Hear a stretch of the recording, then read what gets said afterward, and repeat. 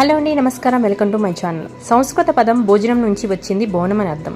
బోనం అంటే కుండలోని వండి అమ్మవారికి సమర్పించే నైవేద్యం. వివిధ ప్రాంతాల్లో బోనాలు పోచమ్మ, ఎల్లమ్మ, అంకాలమ్మ, పెద్దమ్మ, మారేడమ్మ, డోకలమ్మ, పోలేరమ్మ, నూకాలమ్మ వంటి అనేక పిల్లతో అమ్మవారిని ఆరాధించడం.